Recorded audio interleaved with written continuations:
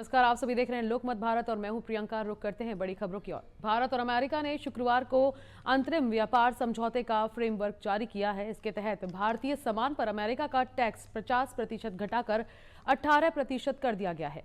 रूस से तेल खरीदने को लेकर भारत पर लगाया गया 25% अतिरिक्त टैक्स भी हटा लिया गया है। दोनों देशों ने कहा कि इस फ्रेमवर्क को जल्द लागू किया जाएगा और व्यापक द्विपक्षीय व्यापार समझौते की दिशा में बातचीत आगे बढ़ेगी। भारत अमेरिका के संयुक्त बयान के मुताबिक ये फ्रेमवर्क 13 फरवरी 2025 को शुरू हुई भारत अमेरिका बीटीए वार्ता को आगे बढ़ाएगा। इस समझौते में आगे चलकर बाजार पहुंच, सप्लाई चेन को मजबूत करने और ट्रेड बैरियर कम करने जैसे प्रावधान शामिल होंगे। इसके तहत भारत अमेरिकी औद्योगिक वस्तुओं पर सभी टैरिफ खत्म या कम करेगा। कॉमर्स मिनिस्टर पीयूष गोयल ने कहा कि ये समझौता भारतीय निर्यातकों के लिए $30 ट्रिलियन के बाजार को खोलेगा।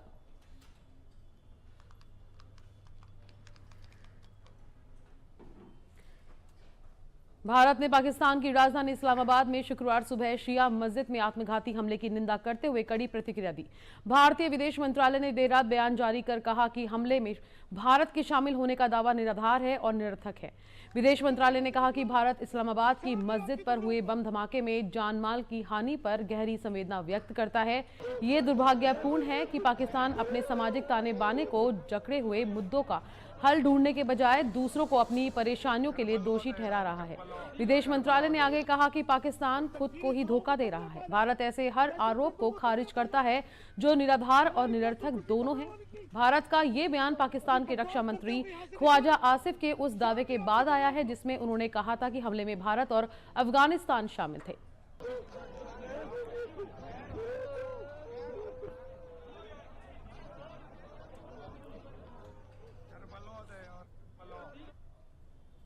प्रधानमंत्री नरेंद्र मोदी शनिवार सुबह 2 दिन के दौरे पर मलेशिया रवाना हुए। ये दौरा मलेशिया के प्रधानमंत्री दातो सेरी अनवर इब्राहिम के न्योते पर हो रहा है। मोदी करीब 8 साल के बाद मलेशिया जा रहे हैं।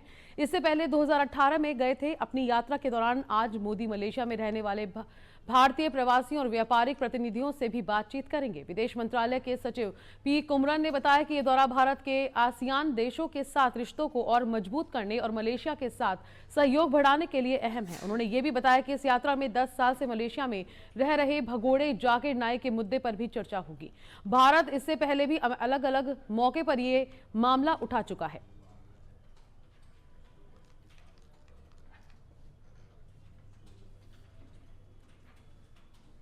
सांसद पप्पू यादव को आज सुबह बिहार के सबसे बड़ी सरकारी अस्पताल पीएमसीएच लाया गया। गिरफ्तारी के दौरान चोट लगने के कारण उनके सर में दर्द है, साथ ही धड़कन बढ़ने से उन्हें तकलीफ हो रही है। इससे पहले पटना पुलिस ने पूर्णिया सांसद राजेश रंजन उर्फ पप्पू यादव को शुक्रवार देर रात 12 बजे गिरफ्तार किया था। 31 साल पुराने केस में पटना की विशेष अदालत ने पप्पू यादव समेत 3 आरोपियों के खिलाफ गिरफ्तारी के आदेश दिए थे। पटना पुलिस की टीम शुक्रवार रात पप्पू यादव के मंदिरी स्थित आवास पर पहुंची। करीब 3 घंटे तक गिरफ्तारी का ड्रामा चला। गिरफ्तारी के बाद वे बेहोश हो गए, जिसके बाद समर्थक भड़क गए। कुछ देर बाद पुलिस पप्पू यादव को गिरफ्तार कर अपने साथ ले गई।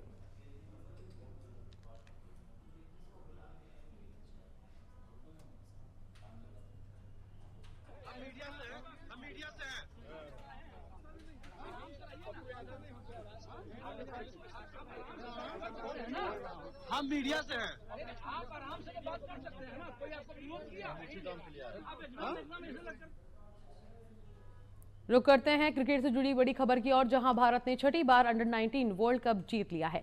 टीम ने शुक्रवार रात हरारे स्पोर्ट्स क्लब में खेले गए फाइनल मुकाबले में इंग्लैंड को 100 रन से हरा दिया। इंडिया ने 4 साल बाद ये टूर्नामेंट जीता है। टीम ने पिछला टाइटल 2022 में जीता था। 2024 के सीजन में भारतीय टीम को फाइनल में ऑस्ट्रेलिया ने हराया था। इस जीत के साथ भारत ने लगातार चौथा आईसीसी टूर्नामेंट भी जीत लिया है। इंडिया ने पिछले साल women's one day world cup champions trophy और 2024 में T20 वर्ल्ड कप जीता था।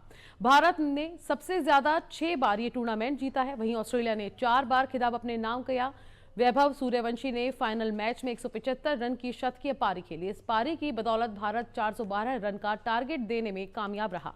वैभव ने इस टूर्नामेंट के 7 मैचों में 74 के एवरेज में 444 रन बनाए। इनमें 1 शतक 3 अर्धशतक शामिल हैं।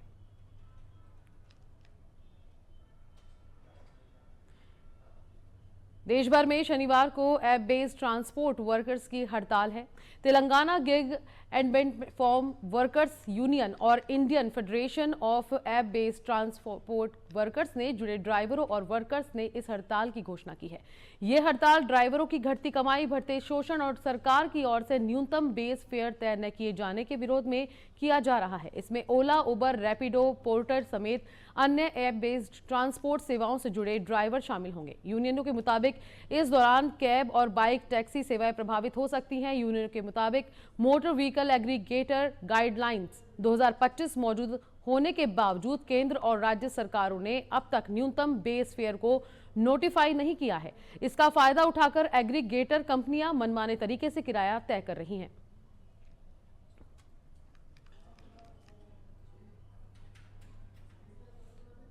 मथुरा में यमुना एक्सप्रेस वे पर स्लीपर बस से उतरकर खड़े यात्रियों को तेज रफ्तार कंटेनर ने रौंद दिया। हादसे में 6 की मौके पर ही मौत हो गई, एक गंभीर घायल है। घटना आज सुबह 2:45 पर हुई।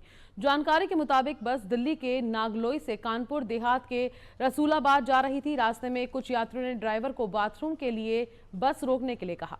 ड्राइवर ने ग्रीन जोन की बजाय रास्ते में ही बस रोक दी। कुछ यात्री बस से उतरकर नीचे खड़े हो गए। तभी पीछे से आ रहे कंटेनर ने उन्हें पहले बस को टक्कर मारी, फिर यात्रियों को रौंद दिया। कंटेनर का चालक मौके से फरार हो गया। हादसे के बाद चीख पुकार मच गई। मौके पर लंबा जाम लग गया। इसके बाद ही राहगीरों ने पुलिस को सूचना दी। पुलिस ने एम्बुलेंस से घायलों को नजदीकी अस्पताल पहुंचाया। शवों को पोस्टमार्टम के लिए भेजा गया। हादसा सुरीर थाना क्षेत्र में माइलस्टोन 88 के पास हुआ।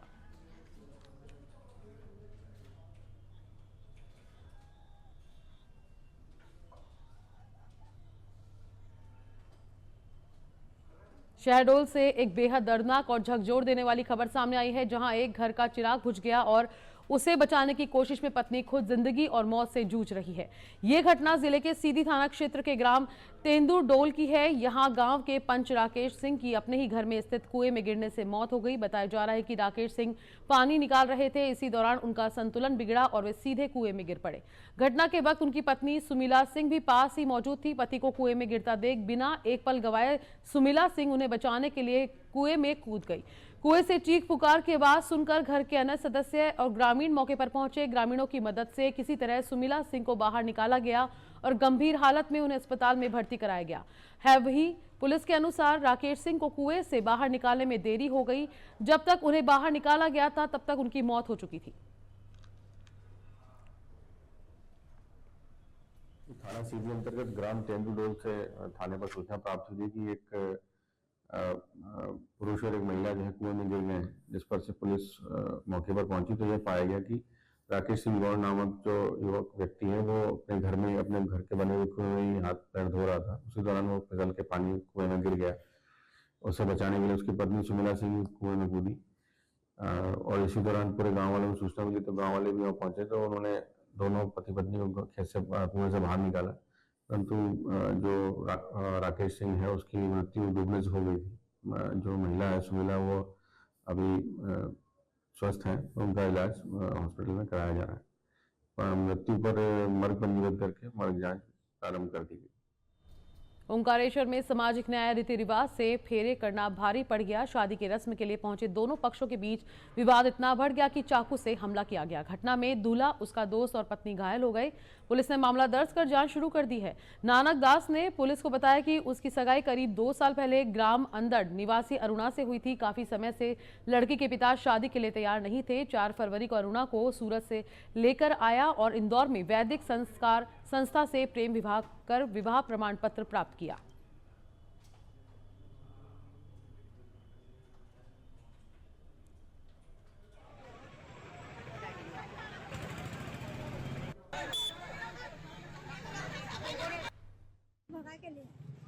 उसी लड़की को जिससे सगाई हुई है वो लड़की सगाई हुई है भगा के ले आया तो हमको 2 कड़ी पूछ कर लेता वो भगा के लाया कि अच्छा आप लोग से बिना पूछे ले आया। अरे कहां के छोरी भगाड़ी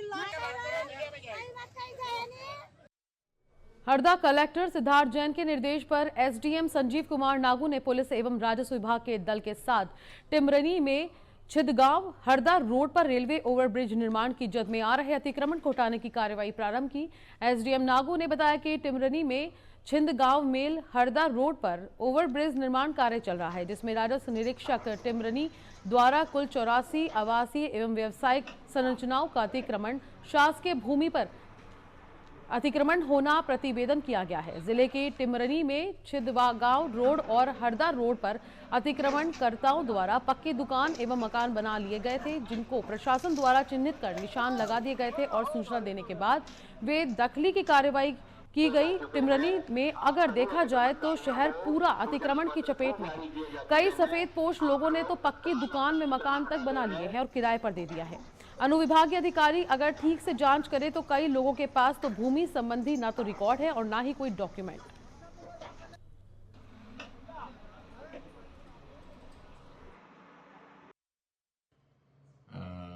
टिमरनी शहर में हरदा होशंगाबाद रोड, ये छिंदगांव रोड, हरदा छिंदगांव रोड पर 84 लोगों को नोटिस दिए गए थे, जिनके शासकीय खसरा क्रमांक 78/1 पे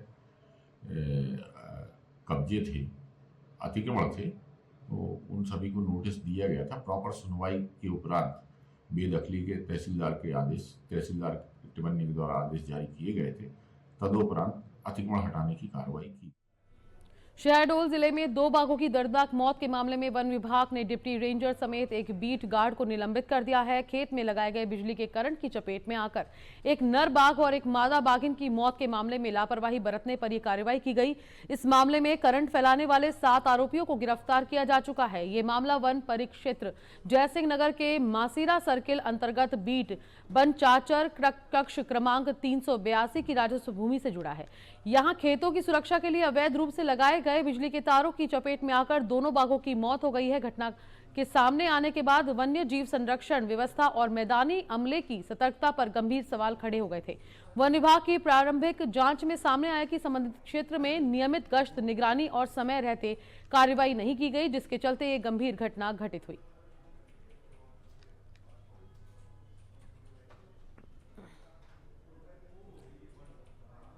उज्जैन के विश्व प्रसिद्ध ज्योतिर्लिंग श्री महाकालेश्वर मंदिर में आज सुबह प्रसिद्ध बॉलीवुड गायक मीका सिंह ने प्रातःकालीन भस्म आरती में शामिल होकर भगवान महाकालेश्वर के दर्शन किए।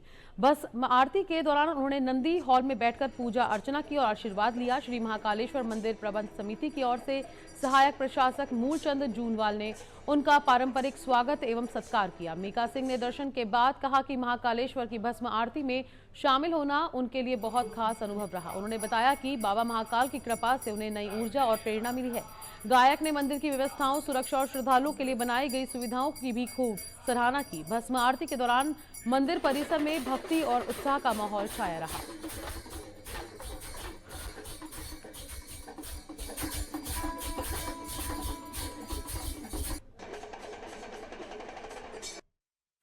जय श्री महाकाल। मैं हूं मीका सिंह और आज मैं बहुत भाग्यशाली हूं कि आज मुझे दर्शन हुए हैं और बहुत अच्छी आरती हुई है सुबह के टाइम पे। और हालांकि मैं इंदौर में आया था शो करने, लेकिन वहां से जब भी मुझे मौका मिलता है मैं जरूर यहाँ दर्शन करने आता हूँ। और यहाँ का माहौल बहुत अच्छा है और साफ सफाई बहुत अच्छी है। बहुत ही प्यारा मंदिर है, बहुत ही श्रद्धालु दूर दूर से आते हैं। मैं भी आया हूँ और मैं सबके लिए प्रार्थना करूंगा, जितनी मेरी फैमिली मेंबर, जितने मेरे दोस्त हैं, सभी को महाकाल की कृपा रहे, उनका आशीर्वाद बना रहे। जय श्री महाकाल। मां नर्मदा नदी, जिसे मध्य प्रदेश की जीवनदायिनी माना जाता है, हर साल आस्थावान लाखों लोग नर्मदा की परिक्रमा करते हैं।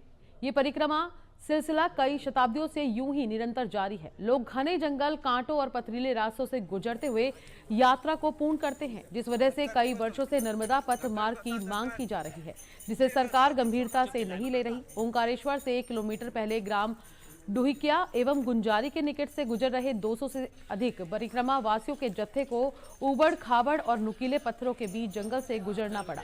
नर्मदा के भक्तों ने आक्रोश जताते हुए कहा कि यहाँ के जनप्रतिनिधियों, क्षेत्रीय विधायक, सांसद और शासन को ध्यान देना चाहिए कि इस कच्चे एवं पथरीले रास्तों को परिक्रमा वासियों के लिए पक्का और सुगम मार्ग को बनाना चाहिए, ताकि परिक्रमा करने वालों के साथ ही ग्रामीणों को भी उचित सुविधा मिल सके। साथ ही सिंहस्थ 28 की कार्य योजना में शामिल कर पक्का रोड बनाने की आवश्यकता है।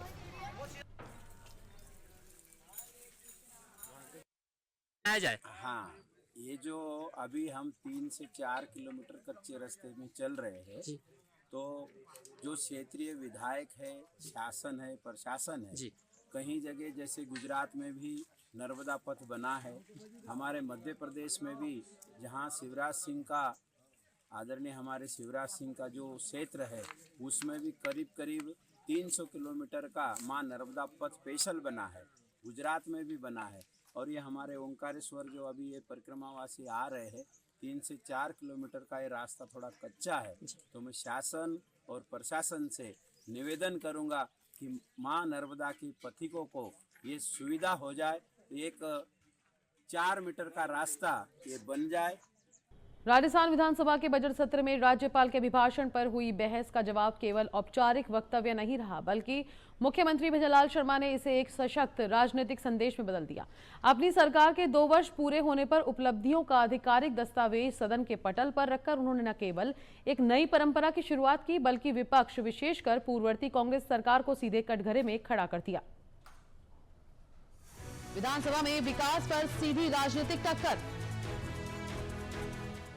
माननीय अध्यक्ष जी, 5 दिसंबर 2025 को जब मैं वहां उनका शताब्दी समारोह मनाया और गंगा नहर प्रणाली के आधुनिकरण के लिए 1717 करोड़ रुपए की सौगात हमने दी। इसके साथ साथ हमने इंदिरा गांधी नहर के विकास कार्यों के लिए 4731 करोड़ रुपए का काम भी शुरू किए हैं। हमने 99,562 हेक्टेयर क्षेत्र में अतिरिक्त सिंचाई सुविधा उपलब्ध करवाकर प्रदेश की अर्थव्यवस्था में किसान की भागीदारी बढ़ाने का काम भी हमने किया है। यह माननीय में यह पानी की योजना बता रहा हूं मैं। इसी तरह हमारी जो देवास स्कीम है, माई एवं सामरवती बेसन का जो व्यर्थ पानी बहकर के अरब सागर में चला जाता, इसे रोकने के लिए हमने अधिक से जल को संचित करने के लिए देवास परियोजना बनाई। और इस देवास परियोजना का माननीय अध्यक्ष जी आधा पानी अरब सागर की तरफ जाता था, आधा हमारी इधर आता था। उसके लिए हमने एनीकट और टनल बना करके उस पानी को हम ले रहे हैं। और उदयपुर की पेयजल आवश्यकता को ध्यान में रखते हुए हम 1690 करोड़ रुपए से देवास परियोजना पर तेजी से काम कर रहे हैं। डबल इंजन सरकार की अवधारणा को मुख्यमंत्री ने विकास की गति से जोड़ते हुए दोहराया। ये भाजपा की राष्ट्रीय राजनीतिक लाइन के अनुरूप है, जिसमें केंद्र और राज्य में एक ही दल की सरकार होने को विकास का पर्याय बताया जाता है। प्रधानमंत्री नरेंद्र मोदी के 3 कर्तव्यों उत्पादकता, आकांक्षाएं और क्षमताएं का उल्लेख कर मुख्यमंत्री ने ये संकेत दिया कि राजस्थान सरकार पूरी तरह से केंद्र की विकास दृष्टि के साथ समन्वय में कार्य कर रही है। रिपोर्ट कार्ड के सहारे सत्ता का आत्मविश्वास। लगातार जिस तरह से हम जल के लिए काम कर रहे हैं और जल के लिए काम करते हुए हमें 2 साल में हमारे ऊपर बंसी वाले की मेहरबानी भी रही। सभी बांध भर गए, सभी तालाब, सभी सरोवर भर गए और किसान खुशहाल है। तो जब किसान मेरे से बात करते हैं तो मुझे बहुत अच्छा लगता है। मैं कहना चाहता हूं, हमारे कहाँ हैं अजय सिंह जी किलिक, सबसे बड़े जमींदार हैं अजय सिंह किलिक जी। वो मेरे से कह रहे थे कि माननीय मुख्यमंत्री जी अगर मूंग बहुत अच्छी हुई है अब की बार, और 35 साल के बाद कौन सी नदी आपकी? लूणी नदी 35 साल बाद चली है। राजनीतिक दृष्टि से ये भाषण रिपोर्ट कार्ड राजनीति का उदाहरण भी है। मुख्यमंत्री द्वारा हर वर्ष जनता के सामने कार्यों का लेखा जोखा रखने की घोषणा पारदर्शिता का संदेश देती है, लेकिन साथ ही ये विपक्ष के लिए एक चुनौती भी है। इसे भाजपा सरकार खुद को जवाबदेह और प्रदर्शन आधारित शासन के रूप में प्रस्तुत करना चाहती है। हालांकि पूर्व मुख्यमंत्री अशोक गहलोत के कार्यकाल से सीधी तुलना ने सदन में तीखी बहस को जन्म दिया। विपक्ष द्वारा आंकड़ों पर सवाल उठाना स्वाभाविक था, क्योंकि विकास के दावे अक्सर पद्धति, गुणवत्ता और दीर्घकालिक प्रभाव जैसे पहलुओं पर निर्भर करते हैं। फिर भी मुख्यमंत्री द्वारा आधिकारिक दस्तावेज प्रस्तुत करना सत्ता पक्ष को नैतिक और राजनीतिक बढ़त देता नजर आया। भजनलाल शर्मा के भाषण के राजनीतिक मायने। पुष्कर की महत्वता के बारे में शायद सबको जानकारी है, नहीं है, लेकिन मैं एक जानकारी बता दूं। पुष्कर हमारे ब्रह्मा जी का मंदिर है और ये मंदिर हमारा ब्रह्मा जी का हमारे अरब सागर को और हिंद महासागर को जोड़ता है। इसकी महिमा ऐसे ही थोड़ी है।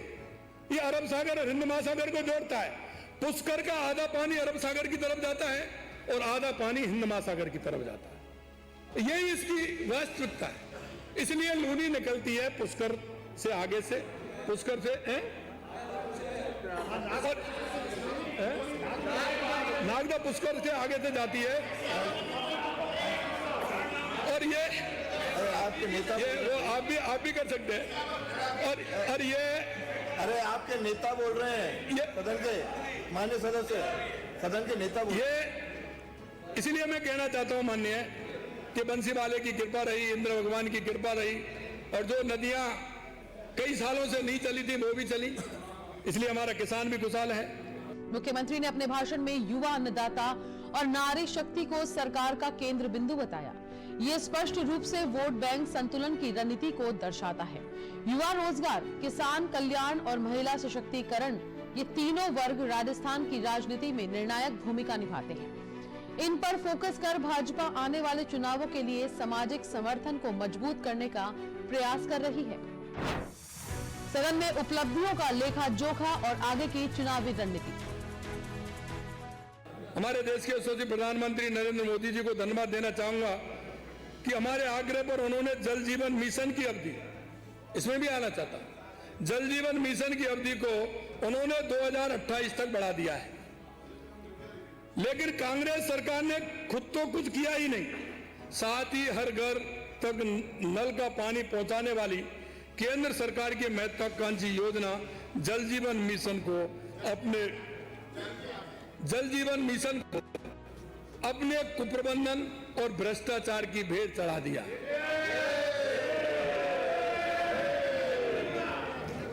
और उन्होंने जल जीवन मिशन को भ्रष्टाचार का पर्यायवाची बना दिया। इसमें नहीं बोलते। 8 दोषियों के साथ इनके मंत्री तक जेल में बंद रहे, और अभी तो पिक्चर बाकी है, अभी स्वीकृति दी है, कुछ और भी आएंगे।